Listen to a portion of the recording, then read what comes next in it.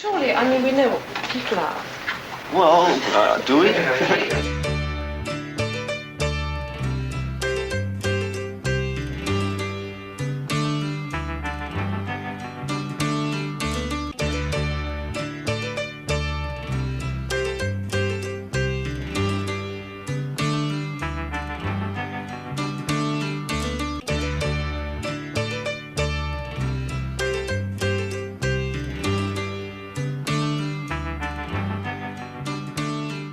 Okay, so we talked about Complete Unknown, and all of us liked it, but we just thought, man, there's so much Dylan stuff out there. And actually, it started when Scott started finding full films on the Internet archives, including for me the holy grail of Dylan films, Ronaldo and Clara, which I've been wanting to see for years. They were available for free, and other stuff you could get cheap on YouTube. So we are going to run down. We haven't overlapped completely in what we've watched or what we've watched recently. Yeah.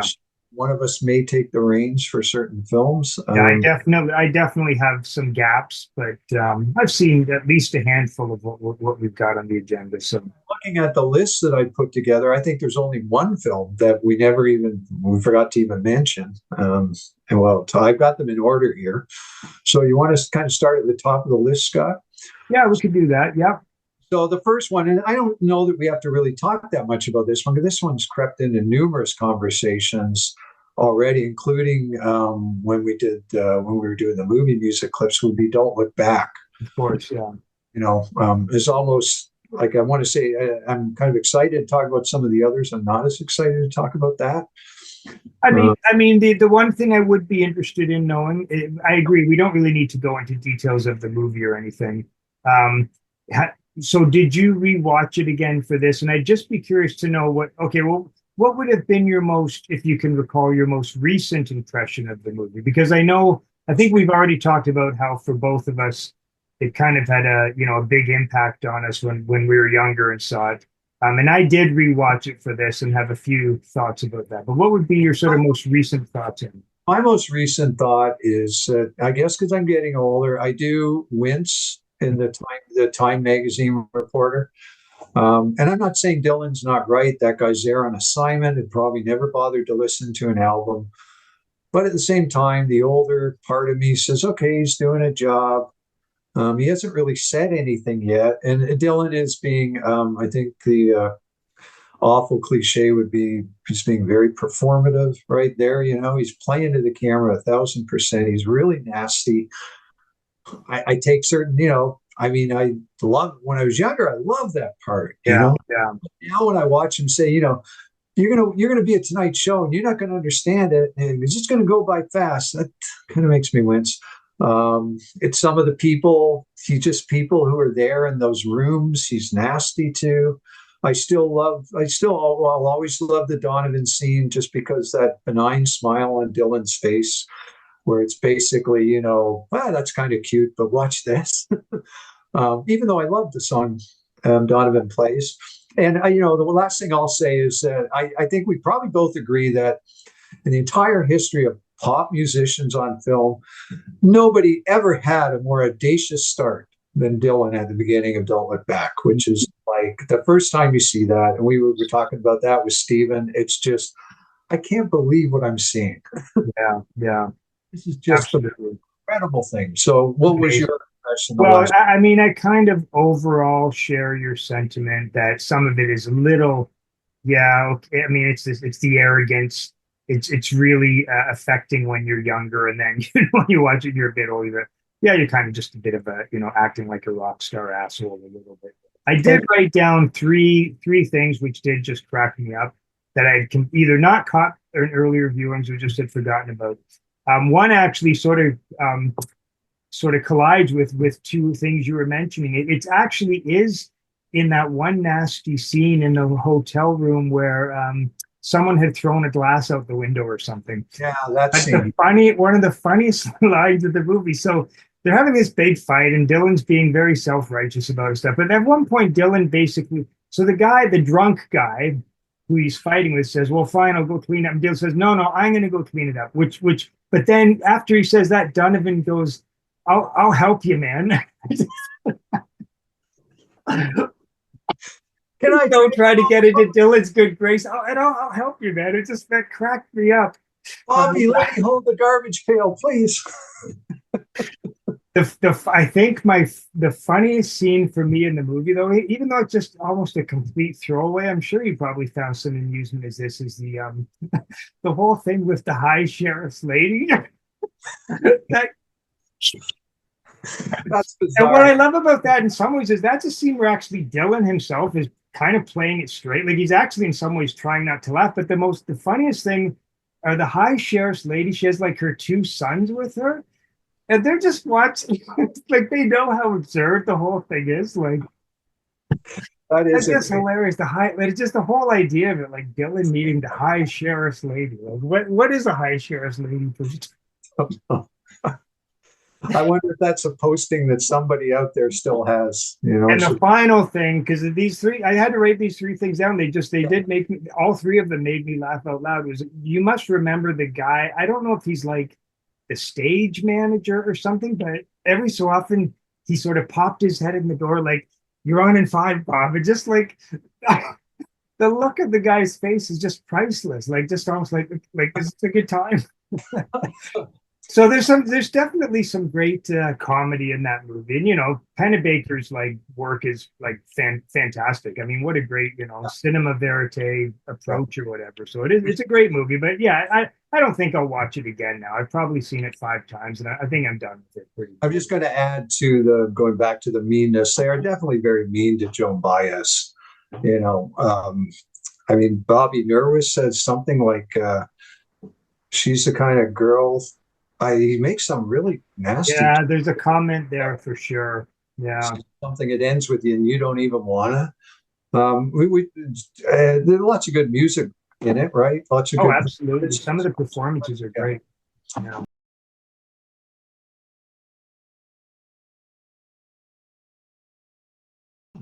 Next, and I actually don't know which. They're both 1967. I don't know which one actually came out or was released first or viewable first. But Festival is dated 1967. Now, I think I got excited about that a couple of years ago when I first saw it. Told you about it. And then I just watched it again within the last day or two. It's on Criterion. It's on the Internet Archive. When I watched it this time, I'll say I was a little more. I understand Stephen did not, or he had one major complaint against it, which was that he didn't like the abbreviated clips of the music. I don't mind that so much. I could see certain films where it would bother me, like if I were watching Monterey or Woodstock. I don't want to see the Star Spangled Banner cut. I don't want to see Janis Joplin Ball and Chain cut. I guess because a lot of these acts, artists, songs I don't know as well, I'm fine with a minute of them or 30 seconds. It's like show me more people and less of each song. Yeah. Yeah. Some of I think the direction is fantastic. The guy Murray Lerner, I think his name is, he's great at keeping the performers in close up and beautiful black and white cinematography. The performances I really love there's some Appalachian stuff I just love. There's these guys at the end they're like a bluegrass band. They're great. There's some dancers at the beginning who I just love. Howlin' Wolf, even though, I'm not crazy about Howlin' Wolf's music, he's pretty compelling as a performer. Dylan himself, I love when he does his acoustic number. I'm not crazy about the Maggie's Farm thing. And Peter, Paul, and Mary, they're great when they do If I Had a Hammer. When they do Times They Are Changing, they're a real drag for sure. Like it's almost like they totally misinterpret the song, or they feel they have to do it with such gravity and such weight and be so serious. And there are other people. The one really interesting thing is the contrasts you get. Is it Son House explaining the blues, contrasted with not Paul Butterfield, Mike Bloomfield explaining the blues. And Mike Bloomfield's very funny. He's very self-deprecating. He goes, look, I'm a white Jewish kid whose dad's a millionaire and I had an expensive bar mitzvah. Well, I don't know the blues. Yeah. He's very deferential to someone like Son House, and that segment is great. So there's just a lot I like about it, and I'm sure I've forgotten some of it. I think it's just I wish they were a little more. I wish they dated things. Like this covers 63 to 66. And, it just all blends together. Oh, and I know the last thing before I hand it over to you, I got to mention, because we've talked about this, and I showed you that clip with, who was it? Tom Rush or somebody else, and they were singing a Beatles song. And they were saying, oh, it's really a great song, like almost apologetically to the Newport. When did you last watch Festival? Well, I've only seen, it's weird. I've seen 3/4 of the movie, and I've only seen it once. Okay. So I don't know the whole film, but if you saw 3/4 literally from the beginning, you would have seen this part. It's amazing. Where Joan Baez, she's being hounded by autograph people, and she's joking. She's very funny, and she breaks out into the Beatles from Me to You. Yeah. And she sings it, and it just complicates everything further for me. Like, did the Newport, Marcus would hate this because he wants the idea that, they were all booing unanimously and Dylan took them on. And he'd hate even hearing me say that, reducing it to that. But I don't know, was that crowd as anti-rock and roll? Like, I don't think Joan Baez, I really don't think she's making fun of it. I think in her own way, she can be very funny. I think Joan Baez is sort of saying, yeah, this is a great song too. I like it. I'm excited by it. I don't know. Yeah. No, I think I had similar thoughts watching it, in the sense of, like, it is kind of confusing, and I would like to understand more. And I would assume maybe it wasn't a consensus kind of thing too, right? I found it interesting because I watched it not too long before seeing A Complete Unknown. So I felt those two movies had a bit of kinship, in the sense that it really kind of was about the folk scene per se. I used to think that was not a scene or even a music that really interested me much. And with both films, I felt quite differently about it. Like, I actually felt a lot of warmth from that music, and it was just neat sort of seeing them in proximity, because it just made, but yeah, the whole, like, where does rock come into this, like, was a big question. And I've often wondered, like, after the Newport with Dylan, going electric, 65. Like, I assume eventually most of the folk crowd must have followed into rock, but I don't know. Like, how long, like, were there holdouts, like, still in 67 and 68, or did they finally just all get swept up in rock? Like, I've never really known the answer to that question. Maybe it'd have to do with people's age too, right? Because one thing about the folk scene is it wasn't just young people. Like, it was a mixture of young and old, and it was different than rock and roll in that way. So yeah, it would be interesting to look into what happened at the 67, 68, 69. My guess is that fairly quickly, those lines blurred and then just disappeared, that any rock band would have been more than welcome. Or, they probably have to have some roots. And if the Grateful Dead played Newport in 69, I think they just loved it. Right? It hardly seems like a disconnect or something. Yeah. Or even, I assume the footage in Festival, there's some Paul Butterfield Blues Band. And I don't know if they don't, again, is that 65 or 66? If it's 65, and this is basically the same band or part of the same band that backed Dylan, totally integrated. Half the band is black, half of it's these white Jewish guys, and they're playing like loud rock and roll. And you don't hear anybody booing. Is that the 65 festival, or is that the next? And don't they allude to that in A Complete Unknown? Isn't there a scene where they're actually, when they're that scene where they're talking around the table about who can be in it and who can't?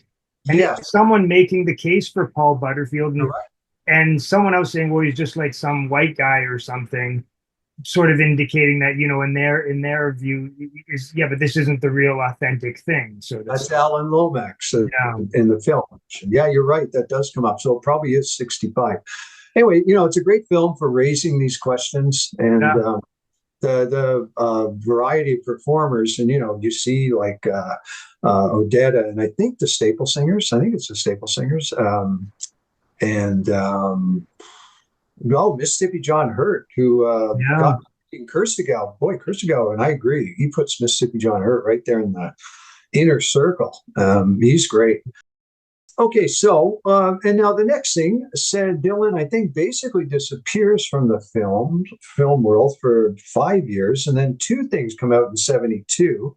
I'll mention first of all the thing that none of us even mentioned: Concert for Bangladesh, which I've never seen, and I assume he's got 3 or 4 numbers in there at least with George Harrison. Stephen mentioned it in the emails that we did back and forth, saying it was one that he had seen actually, but no, I've never seen it. So I don't know how easy it is to see that these days. I mean, really everything's easy, but I would like to see it at some point.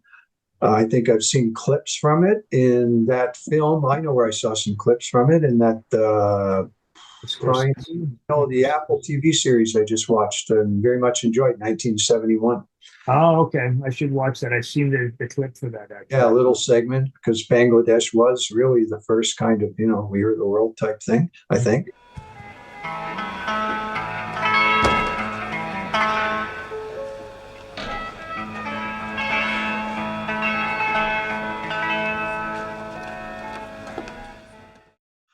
So also didn't come out till '72. Eat the Document. Okay, I was going to ask about that one. Yeah. 5 years after Don't Look Back, D.A. Pennebaker assembled other footage from the same tour, I think. I think. So can you clarify this for me? Because I've always been a little confused. My understanding, and obviously it's the '66 tour of England when he's with the band or the Hawks. It might not be the same, because it might be the '66 tour. Maybe it's a year later. Yeah. Okay, but I was under the impression that Pennebaker followed them around. Dylan was the one who was going to sort of do the final cut of the movie or something. Of Eat the Document? Well, it was originally called "There's Something's Happening, but you don't know what it is" or something, right? And then he didn't want to do it, and I've heard it's because the drug use and all that stuff. Yeah. And then somehow Pennebaker got, I don't know if he got the rights. Do you know any of that background? I should have read up on all of that, Scott. It doesn't matter if you don't. So. No, that sounds about right. That Dylan wanted to do it and didn't like what he saw. Backed out, yeah. So. I really would recommend that to anyone. It's very short. I don't know how long, 50 minutes or something. I had a bootleg copy, I think, for a while, or I saw a bootleg once. It seems to me Howard may have had some people come and see a bootleg somewhere. I don't know. Anyway, you can watch it on the Internet Archive now. It's beautiful looking film. It's color, unlike Don't Look Back. Actually, Phil, you may not remember this. I somehow got a copy of it on a VHS, I think, in the late '80s. And you and Howard, and I think maybe Tim and maybe Chris Buck came to my apartment. And I remember sitting around watching it. And I don't know if some of you had already seen it before, but somehow I got a copy on VHS. And I just remember that. You guys coming, it would have been the only time Howard had ever come to my apartment or whatever. That's exactly the night I was thinking about trying to place there. And it seems to me we were probably all drunk too. I don't know if you have any idea how you got a VHS copy. I feel like it was somehow through Chris Buck, but I can't remember. He always was finding, holy grails like that back then. Yeah. So I have a feeling it was probably, he was a huge Dylan fanatic at the time as well, I think. So I did post about it on ILX, and I should have gotten my crib notes from that. Anyway, it's beautiful looking film. It's very dreamlike at times. There's a lot of Dylan wandering around England, sometimes interacting with people, sometimes just looking at stuff. There's some great concert footage again. I think the most famous scene in it. Now, the funny thing is, when I posted about it, I said, I must have seen an abbreviated version, because the John Lennon cab ride is in Eat the Document is very brief. It's like 30 seconds or something. But there's a YouTube clip of the whole thing that goes for 12 minutes. And I got the YouTube clip confused with the film. I think Pennebaker wisely, maybe under Dylan's direction, but just anybody would just get rid of a lot of that. It is very hard to watch that full thing because of Dylan. Lennon's uncomfortable too. Dylan's just right out of his tree, and he's not fun. Yeah. He's just annoying. Yeah. You can see Lennon sitting there squirming, and he'll drop a line in now and again. But thankfully that gets reduced, which the film improves because they decided to just really truncate that. And there's other stuff. And now what I did do, just to show how beautiful looking a film it is, I think I took screenshots of about 7 or 8 different things and posted them on Facebook. I would recommend it to anybody. It doesn't have that kind of sour edge that Don't Look Back has because they got rid of the Lennon. Lennon. Right. It doesn't have that. It's more just it doesn't mean anything. It's just no narrative. No narrative. It's just a great snapshot, and it's not like Don't Look Back does kind of try to tell a story about Dylan's moment in Britain. It's not that. It's just one of these self-indulgent things, but in a way that's kind of for me is very engaging. So I would very much recommend that. The only thing I would add to your list, though, and it is the one thing that you might sort of glean a little bit of a story out of is, and I really like that it's captured, is the stuff with the fans after the concerts and stuff. A lot of fan stuff, yes. Pretty interesting, and the stuff where they're complaining like he's a bloody traitor and all that stuff, and they actually, we'll get to it, but some of those lines were actually used almost verbatim in the Todd Haynes film, which I thought was kind of interesting. He actually took some of that fan dialogue and, transposed it in his unusual way. But I thought that was pretty great the way he did that. So, I think when I watched the Todd Haynes film recently, a month or two ago, I think, and I watched it after the document, I think I thought the exact same thing. Oh, he really did his homework. He's seen the other thing I should mention, I mentioned on the ILX post, there's a lot, not so much dialogue. Oh, another amazing scene, a famous scene is Dylan and Johnny Cash duetting on. I know if it's. They do some they do a few things, I think. They do Hank Williams, Rolling Stone, actually, I think. Okay. There's another song they do, though, that's just great. Yeah, it's like they do 2 or 3, I think. Drunk in this scene. And there's a lot of the band in it. They don't talk a lot, but I mentioned, even though Robbie Robertson doesn't say anything, I find him kind of annoying, which, links in with The Last Waltz where he says way too much and he's annoying. He might just be might have been just. He's just a weird presence, though, I find. Like, I find he kind of looks like such a kid or something in there, but. I don't know what bothered me about him in Eat the Document, but I didn't mind him in that for some reason. But I didn't rewatch it for this though, so it has been a while since I've seen it. So there's one great bit of harmonizing with either Dylan and Rick Danko or Dylan and Robbie Robertson, and a couple of the songs that I love off my Royal Albert Hall bootleg, which the famous one, "Turn Up" and "Eat the Document," but don't turn up in Don't Look Back. So why don't we move into a year later and film that we both watched fairly recently, Pat Garrett and Billy the Kid, Sam Peckinpah's 1973 film.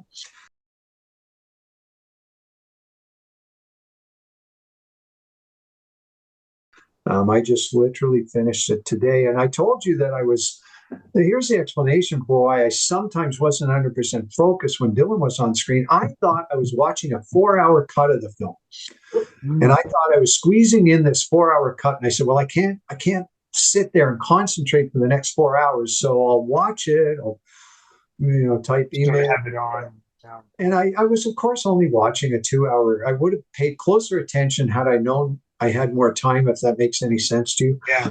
But I got a good sense of the film, and I did like a lot about it. I don't think I've ever seen it in a theater. I want to see it in a theater because it is a very beautiful looking film. Even more than The Wild Bunch, I'd say, which people like because of its, very beautiful stylized violence aestheticized violence, but this actually has beautiful vistas and color cinematography, beautiful landscapes, and I was thinking as I watched it, it is really a perfect film for the moment because it's about this is the year of Nixon's meltdown, 73, and it's very much about that blurring of the line when it comes to the law. You've got Billy the Kid, who was the outlaw, friends with Pat Garrett, who's now hunting him down, and and Billy the Kid still is often, romanticized, but still presented in the Peckinpah film as a moral guy, and Pat Garrett isn't, and at times he is, and so it really captures that Nixon moment. And the other thing I think it captures, we talked about how in the early '70s,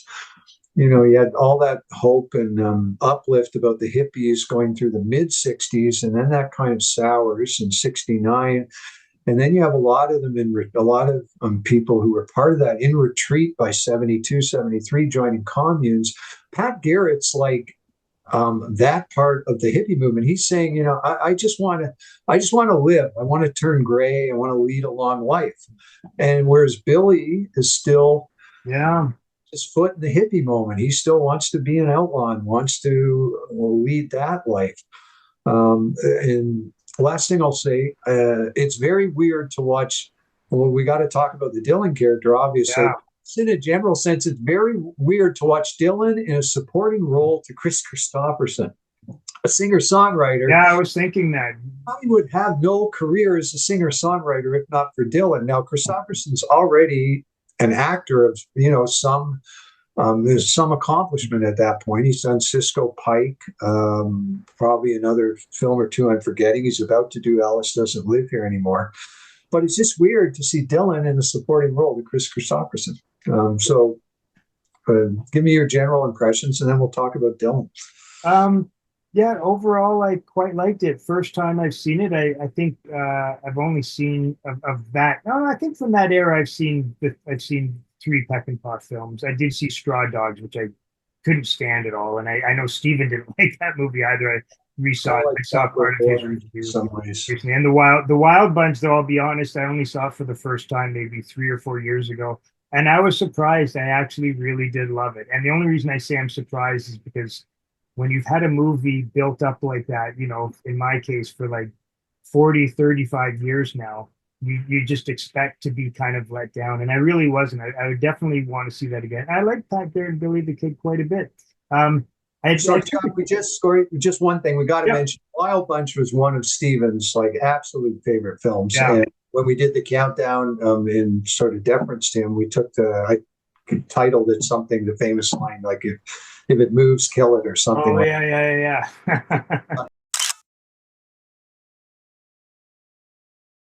Go ahead. No, I don't know if I caught a few quirky things, and I did jot them down, although I didn't jot them down in detail, so it's going to sound a little vague, but I noticed near the beginning of the movie, some of the dialogue quoted, and they may have been subtle quotes, but turn, turn, turn, which I thought was, even though that's not a Dylan song, it's a Bird song, but also there was a quote that seemed like it came out of Like a Rolling Stone. I wish I wrote down what it actually was, but I wouldn't have written it down if it didn't happen. I was like, okay, did I hear that right? I've got it. And I just jotted down quote from and it's literally a throwaway line, maybe 6 words or something like that. I absolutely caught turn, which was from the Bible and all, but yeah, it's obviously it's an old Bible thing. You still can't help but think about turn, turn, turn. I know. Connection. Yeah. Did you catch the first bit of dialogue from Dylan? It's pretty it's almost self-consciously perfect. It's borderline ridiculous. I did write this down. Someone asks him, I don't know who it is, who are you? And he goes, that's a good question. Good question. I was going to say, this is what I want to talk about. This is Ronaldo and Clara is I'm Not There, is Masked and Anonymous. Everything about Dylan is who is Dylan, and Dylan played. I was going to say it in Masked and Anonymous. I saw Pat Garrett all over that. Want to hear more from Pat Garrett and Billy the Kid? What about Dylan saying, well, I can go anywhere. I can leave anywhere too. And his character is called Alias. Yeah. And he's this shadowy guy who seems to play both. He's with Pat Garrett. He's right. He just disappears into the cracks there. It really is the through line of Dylan cinema, I guess, right? Especially the narrative components of Dylan cinema. So I think Peckinpah, in the midst of doing this Western he clearly wanted to do, wrote this character specifically for Dylan, or Dylan well, in that direction. maybe. What's weird about that, I would think that too, but I was kind of curious about the movie after I watched it, and I tried to look up a little bit of information on it. Apparently, Peckinpah, at least from one source I read, really didn't know much about Dylan. I think Dylan had been recommended to him, and I heard that he wasn't even that crazy about him on the set and stuff. And I think the one thing he did like was he liked the way Dylan's music worked in the film, but I don't think he had a huge connection to Dylan or his music. So I don't know if it. So it might, which doesn't negate your point, because as we know, it might have been intentional or unintentional. It can still have the same impact anyway. So, but kind of interesting. So maybe the character was already written, and when Dylan caught wind of this character, I mean, scripts get passed around. Maybe he just said, "Oh, I got to be that. That's me. I've got to play that character. That's written for me. That is me." Yeah. It's so perfect, and it fits in so perfectly with all these other film treatments of Dylan. I know. It's trying to pin him down. What's that first line you said again? Who are you? And who are you? And he says, "That's a good question." Good question. That's so good. And in keeping with Dylan, I got to mention, and I love this the first time I watched it. I don't know why I never included it in the movie music clips. The Knocking on Heaven's Door scene is great. Incredible. Yeah. I wish it were almost a little longer. Now it's used, I think, 2 or 3 times in the film, but the main one is where Slim Pickens dies, and he kind of staggers off, and there's no dialogue. It's beautiful. James Coburn. I really like Coburn in this film because he clearly he's still more. He's still more attached to Billy than some of the people he's working with to kill him. Like, he doesn't even like the guy who hooks up to kill him. He still loves Billy the Kid. He's compelled by him in a way. It's actually it becomes his sort of whole reason for being, almost, right? He's there to kill him, so it's interesting. He's his white whale, as they would say. Exactly. Yeah, that's what I was looking for. Quoted in his book. So the Knocking on Heaven's Door scene really is beautiful. And there's the other song about Pat Garrett and Billy the Kid, but there's also a piece of instrumental music that you and I have talked before, because it turned up in another film, and I've been killing myself. We did talk about that. It's like a Wes Anderson film or something, or a Noel Baumbach. It might be Royal Tenenbaums even. Could have been, They used this great, I think it was maybe the Royal Tenenbaums. They used a theme from Billy the Kid. Pat Garrett and Billy the Kid, and it's a really beautiful piece. I actually thought the music in the film was overall remarkable. Like, there were even like bits of Dylan songs here and there, and I don't know that soundtrack album well. I thought it worked beautifully almost every time Dylan music came on the screen. I was actually quite surprised by that. And some of the instrumental, that kind of, I don't know if it's Spanish or Mexican kind of, that Mexican kind of guitar, that sounds so lame to say it like that, but that sort of flavor, which fits into West. Like, Dylan clearly, I think, wrote the music for the film. I would assume. I mean, I think that is a fact. So. It sounds like it was written for score, and it really does work. So, did you recognize? As soon as I know who you're going to say, but say it. No, I wouldn't say. As soon as I saw the credits, I go, of course. Toad. No, Rita Coolidge. Oh, Rita Coolidge. But did you recognize Toad? Oh yeah, I recognize. Okay, that would be obvious. Yeah, I forgot. Rita Coolidge. Okay, Rita Coolidge. I've got to admit, I didn't know while I was watching the movie that was her. I think she was the woman who's presented as a Mexican woman in the film that Billy is with at the end when he gets killed. That's what because I read it after that was her, but so I didn't at the time know that. They went on to make many albums, didn't they? Chris Christopherson and Rita Coolidge together. I'm not sure. I think that sounds right, but I'm not sure. It does sound right. Seeing Terry the Toad in there was pretty funny. Like, if there's the least Peckinpah guy I can think of, I love that guy. Actually, America, 73, same year. So I don't think Peckinpah would have seen it. I would have loved to see Peckinpah. We got to get that guy that played Terry the Toad. Pretty perfect.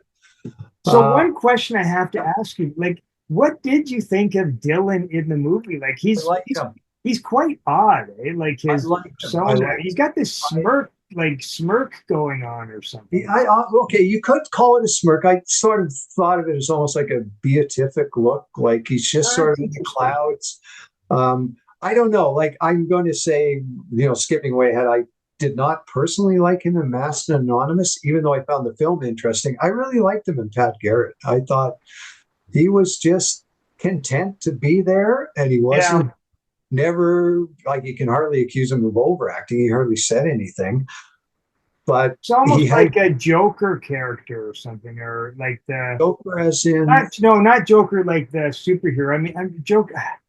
There's, how there's sometimes in certain, maybe it's more a fiction thing than a movie thing. There's like almost like the foil sidekick or something. It doesn't say much, but has this sort of almost comical presence. And there is a name for that, like not a Greek chorus, but there's some dramatic name. Yeah. He's there, and he's just. It serves that purpose, but I think he carries off well. I want to mention one that I think was two very clear film references, because, being a Western 73, it's about every other Western ever made. The ending is clearly an evocation of Shane, the ending of Shane, where Pat Garrett rides off. And again, it's the times, like not the outlaw, he doesn't get to ride off. The lawman gets to ride off. Right. There was a shot of actress, I think Mexican, Katie Arado, who was Slim Pickens' wife or whatever. She's framed in a doorway that I think was meant to like searchers. Yeah. This one I think I'm way off on, but it just flashed across my mind.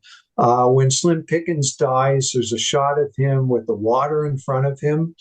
And it made me think of the death of a guy named Mike in Breaking Bad. I'm wondering if the Breaking Bad shot was meant to evoke Pat Garrett and the Billy the Kid, but probably not. It just sort of, things flash across your mind. Yeah.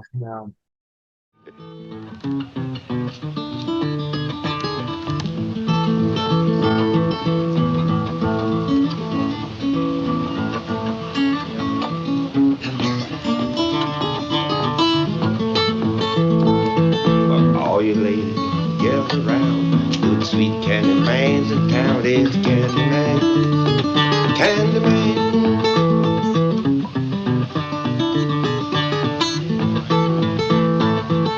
Got stick candy that's nice long. Sells a fast hog. It's cold. It's Candy Man. Candy Man.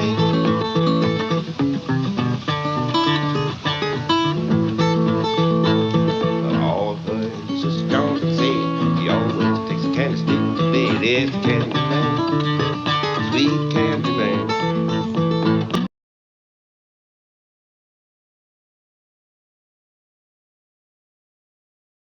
Set me up a little bit in terms of like, what is it? Like, I know it's a long movie, and my sense has always been that, like, it's not a documentary, correct? Or is it a documentary? No, it's definitely not a documentary, although it does overlap with the Rolling Thunder tour. And a lot of the stuff, or some of it, ended up Scorsese used at Rolling Thunder Review. We're talking about Ronaldo and Clara right now. Comes out in 78, same year as The Last Waltz. I don't know which one came out first. So, what do I want to say about this? The first thing I want to say is it's always been a mystery to me why I didn't see it when it came out, because I turned 17 in 78. I was well into listening to Dylan albums. I know I had Greatest Hits Volume 2, and I probably had Highway 61 by that point. Was right into my, early film guy phase. Yeah. To catch up with all the American stuff from the 70s. So I'm just mystified that I never saw it when it came out. And then I'm looking at my ILX entry. I did look into it on Wikipedia, and it sort of makes sense because it got the full version, the original version got opened only in 3 or 4 theaters. Now, I don't even know if it got an opening in Toronto, and it was pulled very quickly, like within a week, I think. So I just don't think I had a chance to see it. It was sort of like what happened with Heaven's Gate, although I was going to say, is it the Heaven's Gate of rock cinema? very much so. Heaven's Gate did come back within a year in a shorter version. That never happened with. Oh no, actually, it did happen. They did re-release at some point. Dylan allowed a shorter version to be released, but I think that maybe took some time. So that explains that. Now, I did have a bootleg given to me by my friend Valerie at some point, similar to your Eat the Document, on a VHS. Tried to watch it once. I literally got a minute into it, and it was just too dark and murky. I don't know where she got a hold of it. This would have been like 15 years ago. And I said, no, I'm going to hold out in the hopes that I finally get to see it in a theater. Clearly, that's never going to happen. I don't think. Maybe after Dylan dies and we're gone, who knows? But I think while he's alive, he's just not going to allow it. But you pointed out to me that it was on the Internet Archive, which I find amazing. Yeah. Amazing that it got uploaded there, and amazing that nobody's taken it down. And it's a good print. It's fine. I watched it. Not sure if I think I hooked up the computer to the big screen and actually watched it on the big screen. It did take me 5 or 6 sittings over 10 days. It's not any other than AJ Weberman's going to sit down and watch him. It's just not going to happen. It's a total mess. I mean, it's compelling in times if you like Dylan. The thing that most amazed me about it was that it really is like a blueprint for I'm Not There. I mean, everybody made such a big deal about Todd Haynes's novel way of approaching Dylan, as there's not one Bob Dylan, there's 6 Bob Dylans. There's like 8 Bob Dylans in Ronaldo and Clara. Everybody Bob Dylan, who plays Ronaldo, and Joan Baez plays Clara. Or no, sorry, Sarah Dillon plays Clara. Joan Baez is a big part of the film, but Ronnie Hawkins is Dylan, and who else is Dylan? Somebody has an argument with Ronnie Blakely. What's his name? He's in the T-Bone Burnett band. He's a guitar player. Steven Souls, I think his name is. I don't know. He's Dylan, and there's other Dylans, and you have a guy. I have his album. It's really good. His name is David Blue. He was like an early Greenwich Village guy. He's in Kirsten got reviews an album. And he's in Lily. Yeah, I remember that, but I don't know him, but I know who you mean. Yeah. So one of the first things I downloaded was his first album. It's got a couple songs I just love that I've kept on my hard drive for years. He's in the film as he's like stepping back, and he tells the true story of Dylan in Greenwich Village in the early days. He's just in an arcade being interviewed. But it's really a fictionalized version, but intercut with actual concert stuff from Rolling Thunder. And it's just so weird. In my post on ILX, I said, I was thinking about Twin Peaks: The Return as I watched it at times, and that's also, for me, a mess. And the reason I was thinking about it was, in conjunction, I'm going to read this Janet Maslin quote from the original New York Times review. Mr. Dylan, who has a way of insinuating that any viewer who doesn't grasp the full richness of his work must be intellectually deficient or guilty of some failure of nerve, has seen fit to produce a film that no one is likely to find altogether comprehensible. Now, I've never really known Dylan to be that way, except in Don't Look Back, where, that's what he pulls on the Times reporter. You're not going to understand this. But maybe when Ronaldo and Clara was coming out, he was pushing back against people saying, oh, you just don't understand it. Maybe in interviews in the 70s or something. Yeah. Interviews. And that's what I encounter with, and not David Lynch himself, but the ILX thread about the Twin Peaks, the last one. You can't say anything negative about it. Like, people will come back, you just don't understand it, or they'll ridicule you for making the mildest complaint against it. Like, it's got to be taken as a whole work, right. Faultless work. And maybe Dylan saw that about Ronaldo and Clara, and it's just such a mess. I read Kale's review. She really, really ripped Did she do a full review of it? Or? Oh, yeah. I should look at that. Okay. It would be in When the Lights Go Down. So I quoted one line here. In the 60s, his songs were said to have defined a generation, but what he does on the screen here is painfully out of key with the times. Where is the audience that will see him as he sees himself? Which is a pretty valid complaint. For years, I had it in my mind that Ronaldo and Clara, I don't even know how I decided this, but that Dylan saw Nashville, loved it, and said, I'm going to make my own Nashville. And that's not even close to it. Like Nashville does, for all its sprawl, it has a coherent narrative, right? It goes from point A to point Z and culminates with, and very logically culminates with the assassination. Ronaldo and Claire is not like that. It's just, you're watching it and it's like, what is going on here? What is this scene accomplishing? Dylan pops into the movie. He's in it a lot, but he's not in all scenes.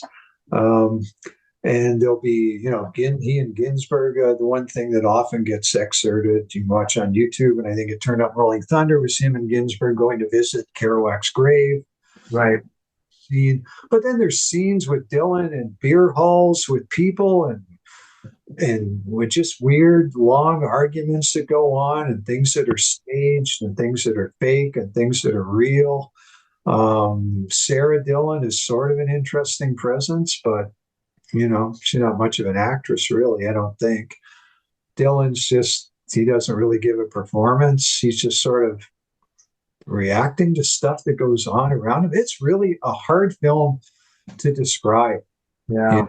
I'm glad I saw it. It was something before I died. I had to see Ronaldo and Claire, and if it showed up in a theater, I would subject myself to it again, because if there's one way you might conceivably appreciate the film, it would be to see it in a theater and be just immersed into it. But at the same time, seeing it in a theater might just be like death, like, now I can't stop and go back to this tomorrow night. I'm here in the theater. I'm going to have to endure this for 4 hours.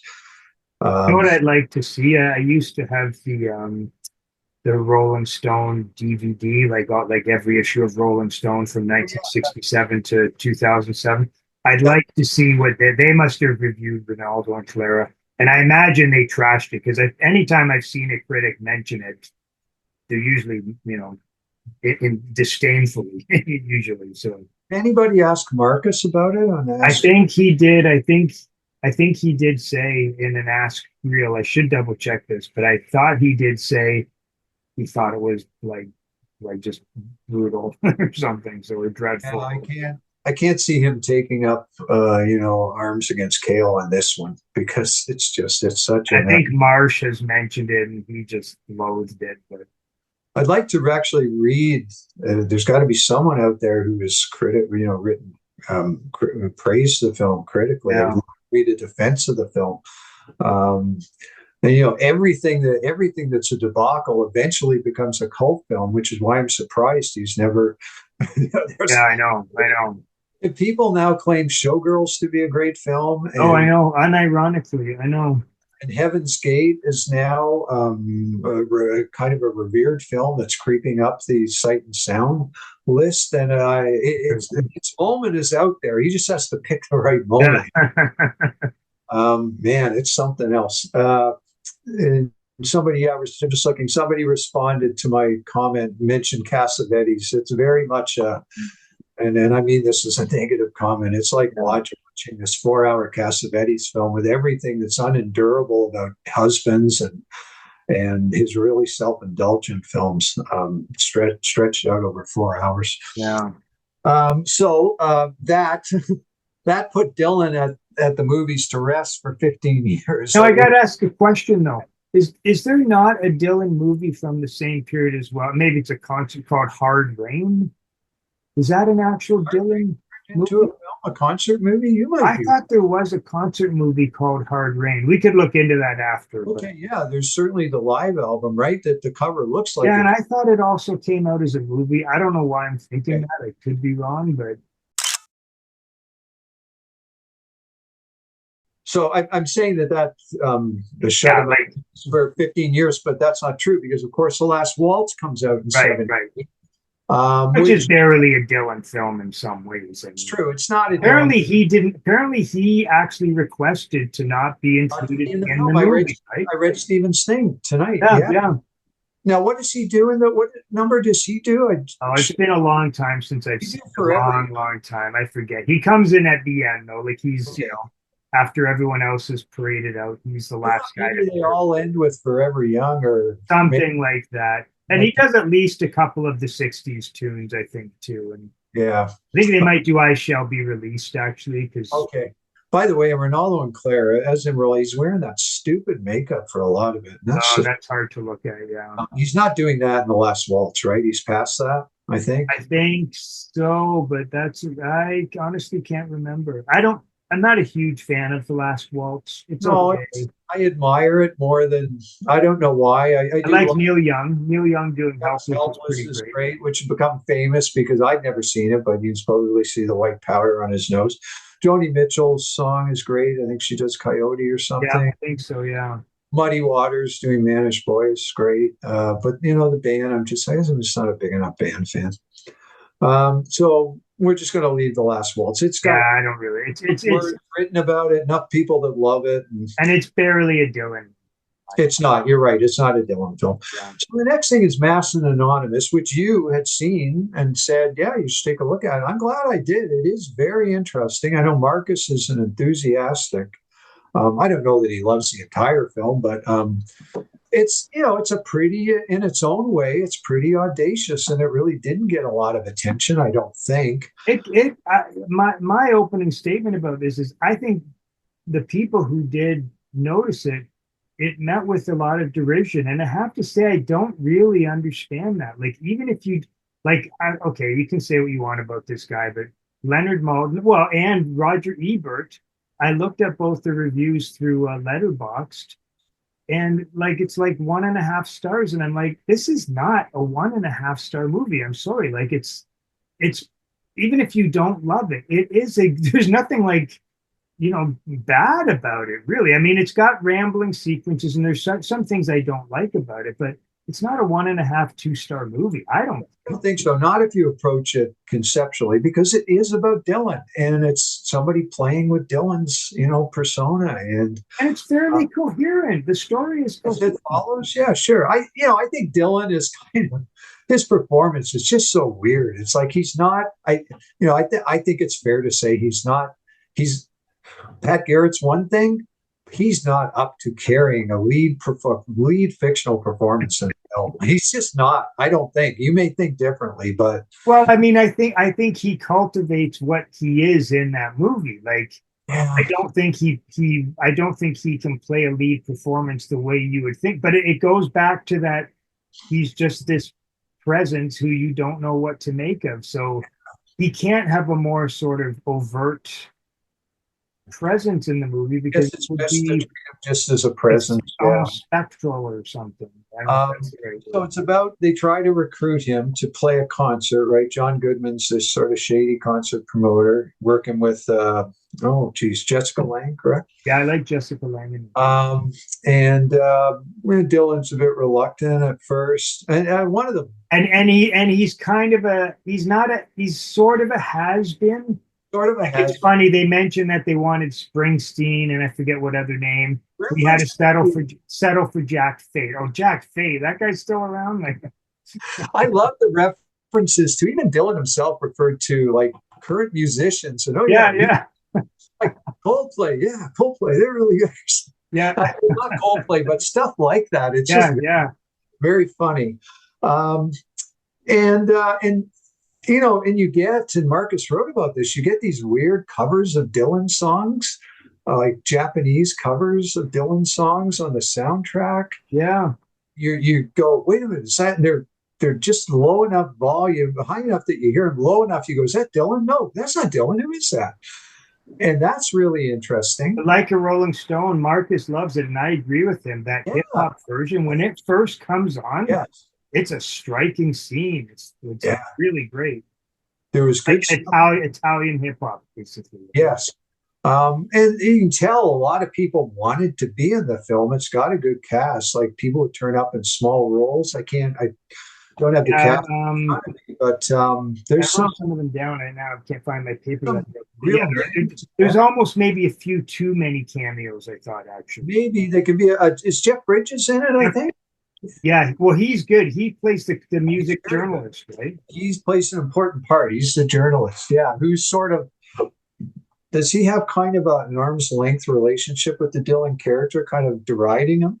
Yeah, Oh, I have to say I did read one thing that Marcus wrote about it, and I'm glad I read it because I would not have known this actually. I thought his one really good scene was when he was talking to Jack Fade. It's kind of weird because it's like I thought you're here to interview him, but he starts going on this long quote about like Woodstock and Janice and all this stuff. Marcus pointed out, you know what that is? That's verbatim something that Dylan said in an interview many years after Woodstock. And then when I read that, like, oh, I can totally imagine that coming out of Dylan's mouth. And in the movie, they have Bridges' character say it to Dylan. It is kind of weird. He's like talking about Janice and Jimmy at Woodstock, and it's just in this very sort of fragmented, nonsensical way, but it kind of has a point to it. So well, that's one thing that I did think as I watched it. I said, whoever made this knows it's Dylan. Like, yeah, knows about Dylan, is trying to honor, something about Dylan's elusiveness. And I think, and again, one thing Stephen, I think, always found amusing about me was my habit. I had to see a film 3 times before we did a what they said, because, okay, I got to watch it again, Stephen. He would just yeah, see it once. And I haven't seen now Mass Anonymous because this goes back to 2 months when we started this. But just in a general sense, I think it's a fascinating film as a blueprint for I'm Not There. I think, again, I just don't, and this is not really, it's not a criticism of the Todd Haynes film, but I guess it's a criticism of people that treated it as this completely novel idea. When I would say that Masson Anonymous and Ronaldo and Clara, and Pat Garrett to a certain extent were already this, mapping the same territory and how to approach Dylan.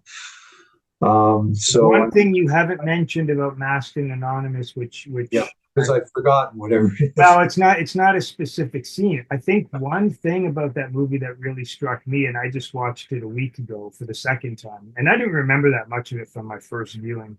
Um, it you can make a case that it is now set in a only slightly more distant version of Trump's America, right? Like it really has that. Oh, I forgot that the I'll be political. honest with you, for the first half hour of the movie, I didn't realize it was set in America. I'm like, are they in some like Latin American country? Because they have all the picture of the dictator or whatever all over the place. And it's That's so true. weird. That absolutely crossed my mind when I It watched. is a post dictator America. And there's even who's the character? Oh God, Mickey Rourke, I think it is. It Mickey Rourke? Mickey Rourke, I think he's in it. Yeah. He's a very Trumpian character, and it's hard to know exactly what his role is, but there's this connotation that he's coming into power soon, and that's just the way it is. And there's a real belligerence and kind of nasty. And honestly, I watched it, I thought that's incredibly like a MAGA sort of world type of character. And this movie was made in what, like 2003 or something like that. Like it's got that America as dystopia, and it does it seems a little closer to the present day now. I mean, I found that very striking.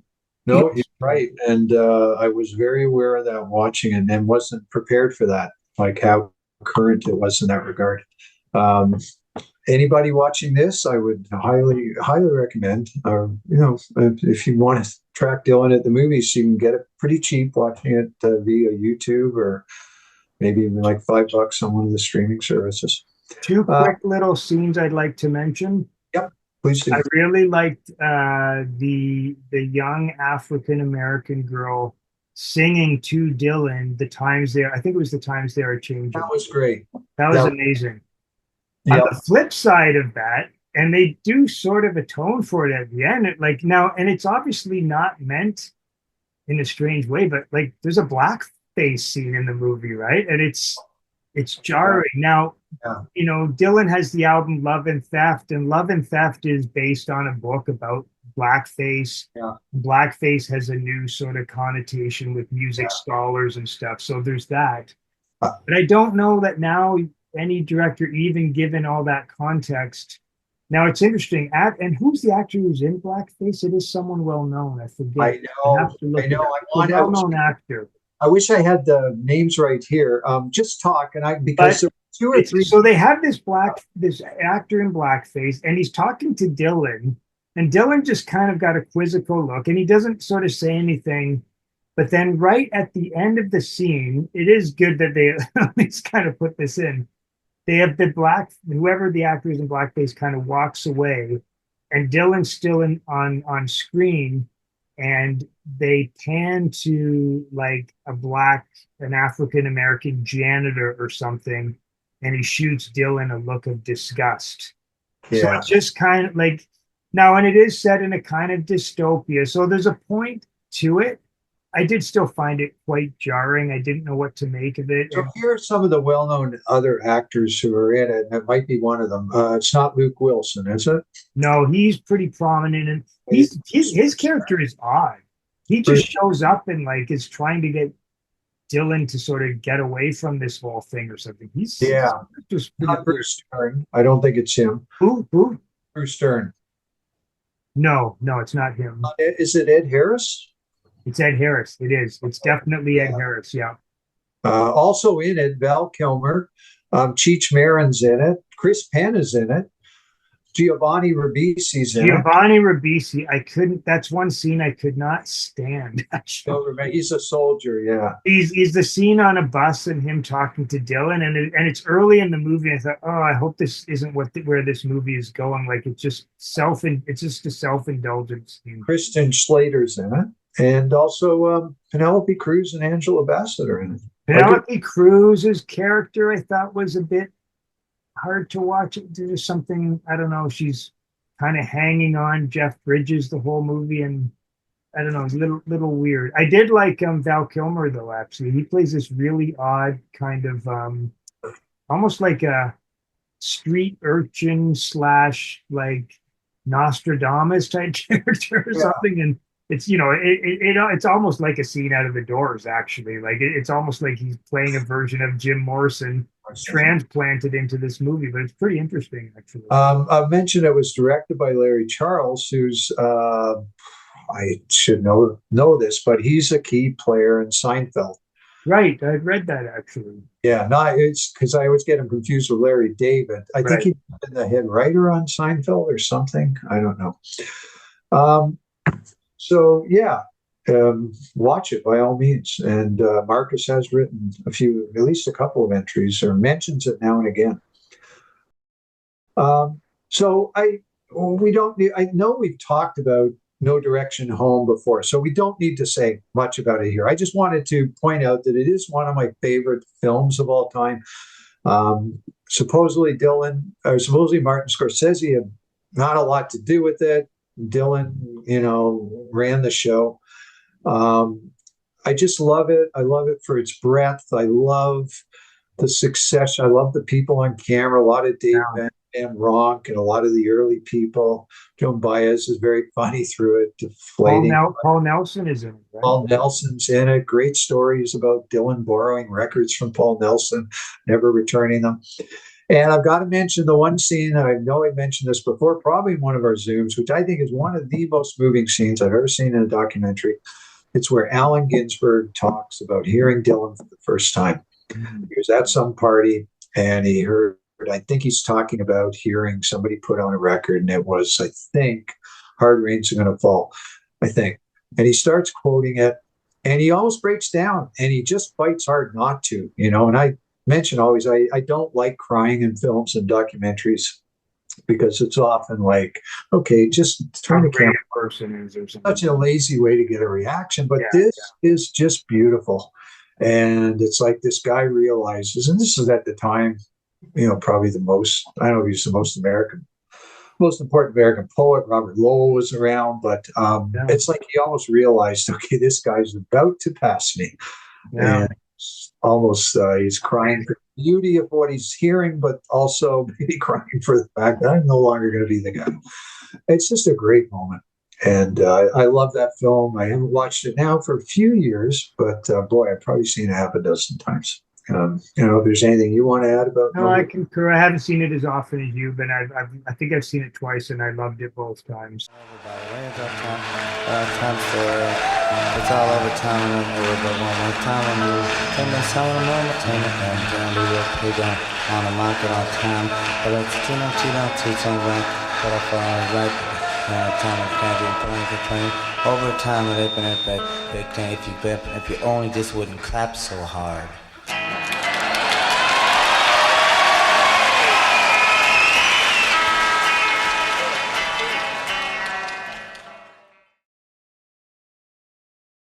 Why don't you start off? Our last film we're going to talk about, we did do a movie clip thing on Rolling Thunder, or we did a thing. Did we do it with Steven on Rolling Thunder review? We've already talked about it. Yes, no. Says he?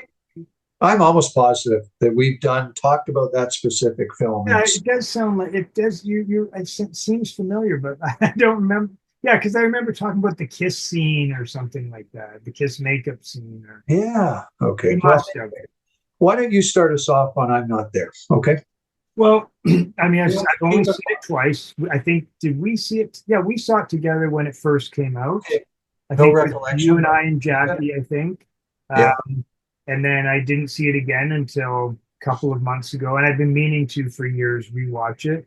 Um, so after my first viewing, I genuinely remember walking out of the theater thinking, "Wow, like I've really seen something interesting and unusual."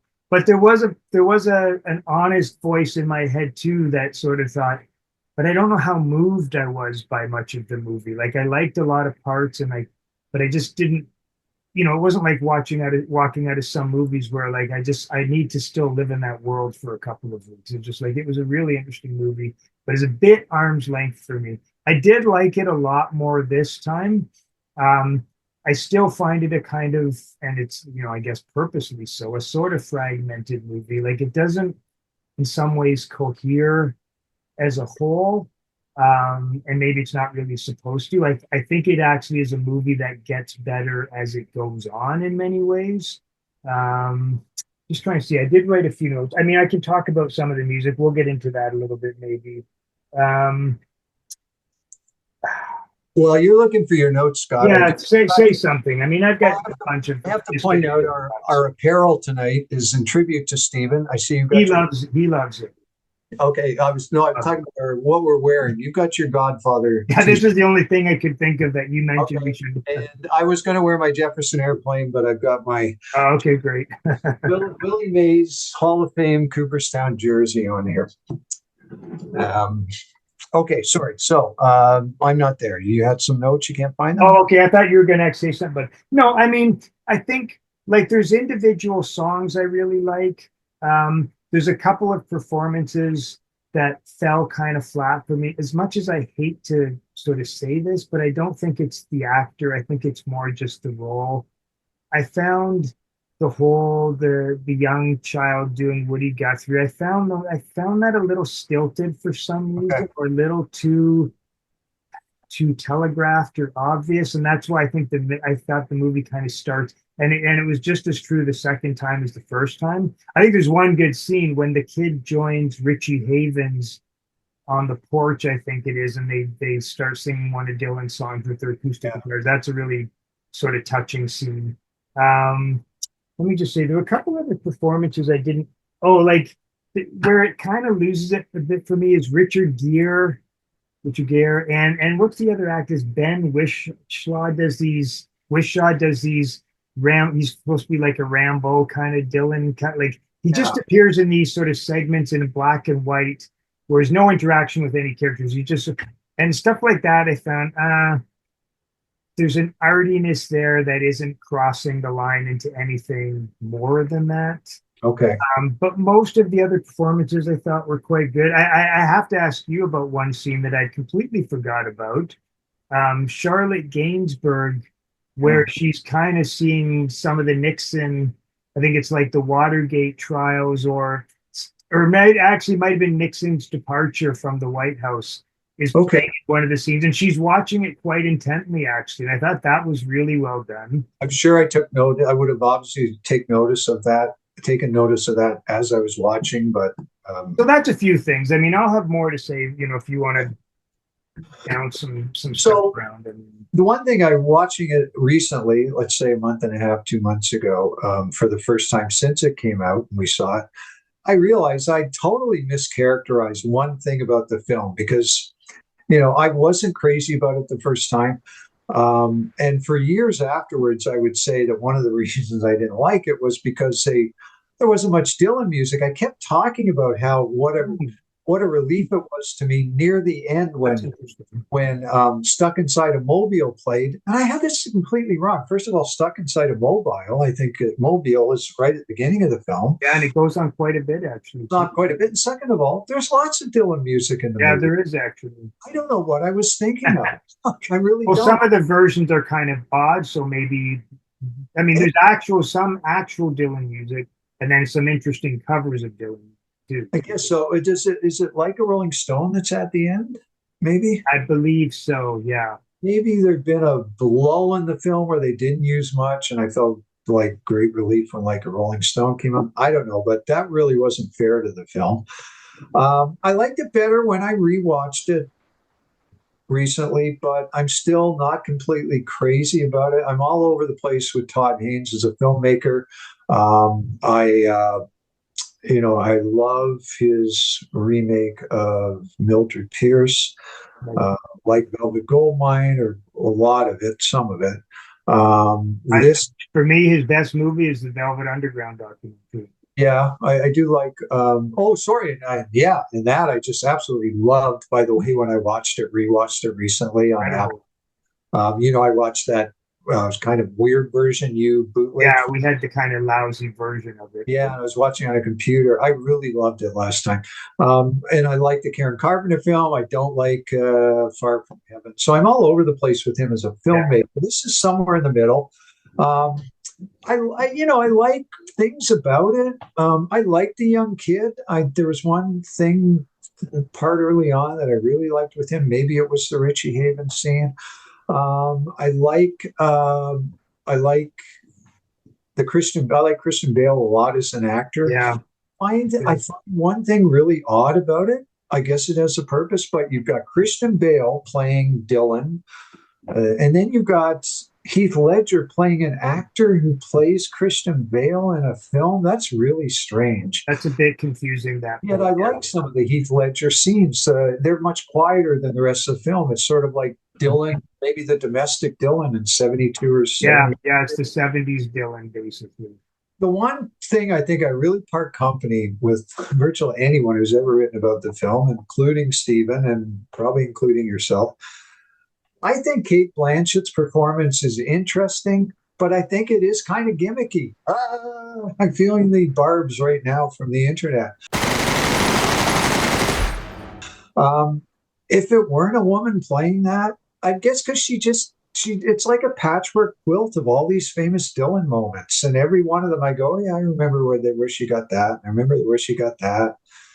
And I don't know, I don't think it's nearly as great as everybody else thinks it is. I mean, it's certainly admirable what she did, and admirable the audaciousness of it. Well, I've lost you, Scott. I'm still here. I'm still here. I'm still here. I'm not there. Oh, there. I'm still there. I got to say one thing about Cate Blanchett. I'm not super far removed from what you're saying. Like, it's the kind of affectations of Dylan that she's kind of. The one scene I was actually struck by that I thought was really great, and I know you're not a fan of this song, but I thought her performance during the Ballad of a Thin Man scene, that was remarkable. I thought she was absolutely remarkable in that. Like, there's just something in her head, the way her head movements, like at the piano. Yeah. I just thought she captured him in a really interesting way. I don't know what else to say about that, but I was just completely blown away by that scene.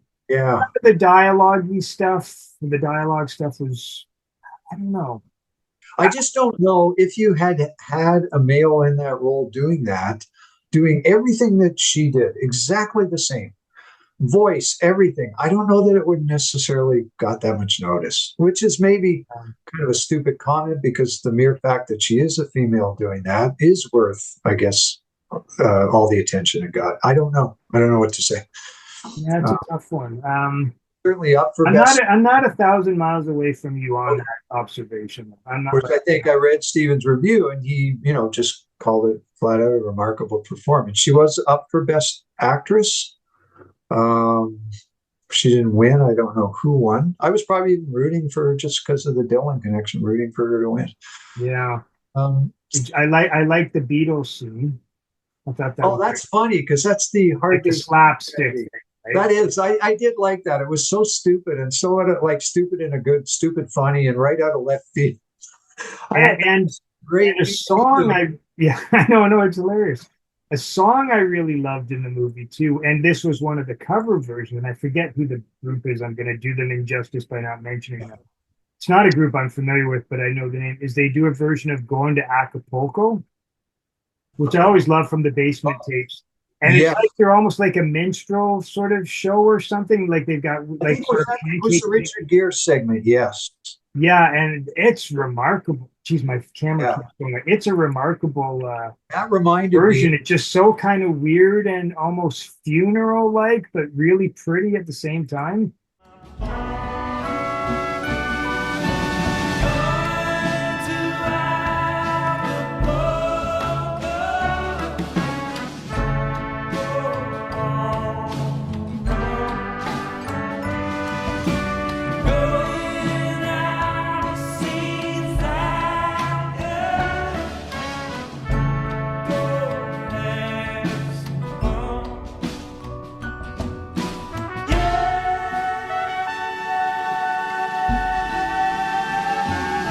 It reminded me of a song I was pretty much always my favorite on the Basement tapes. I loved Going Down to Acapulco.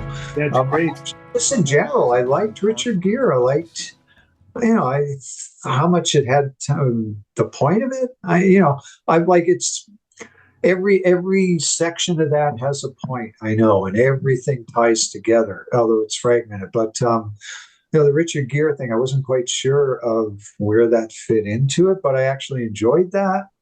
I don't know why.